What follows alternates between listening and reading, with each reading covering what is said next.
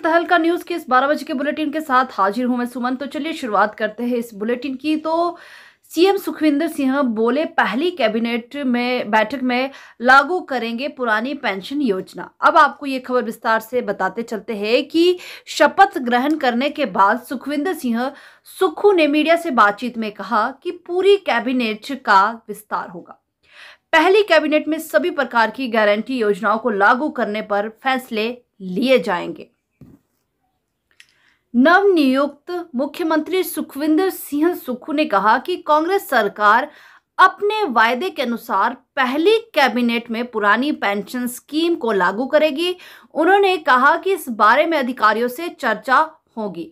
उनसे ओपीएस के लोग मिले हैं ओपीएस के लिए, और उन्होंने कहा कि जहां कानून और नियमों को बदलने की जरूरत होगी उन्हें बदला जाएगा और एक पारदर्शी प्रशासन देने का प्रयास होगा। रविवार को शपथ ग्रहण करने के बाद सुखविंदर सिंह सुक्खू ने मीडिया से बातचीत में कहा कि पूरी कैबिनेट का विस्तार होगा।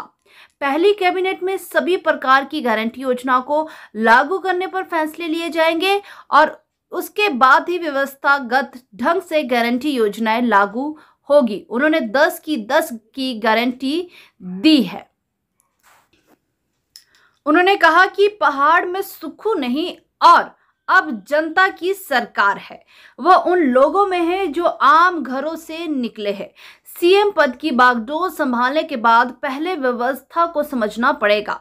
वे आम घरों से निकले हुए लोग हैं और सत्ता के लिए नहीं आए हैं और अभी प्रशासनिक जिम्मेवारियों को समझना होगा। उसके बाद जो भी फैसले करेंगे वे आने वाले समय में सार्वजनिक होंगे।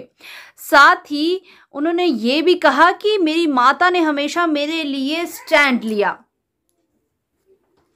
सुक्खू ने कहा कि उनकी माता ने हमेशा उनके लिए स्टैंड लिया। उन्होंने कहा कभी भी उन्हें हतोत्साहित नहीं किया और पहले सरकारी नौकरी में जाने का रिवाज था। उस समय यह रहा कि सरकारी नौकरी लग जाए लेकिन तो राजनीति छोड़ देंगे। तो भावना शुरू से ही नेतृत्व की रही और शुरू में 17 साल की उम्र में वह सीआर बने। संजौली और कोटशेरा कॉलेजों में अध्यक्ष बने। शिमला में दोनों कॉलेजों से वह इकलौते एससीए अध्यक्ष रहे।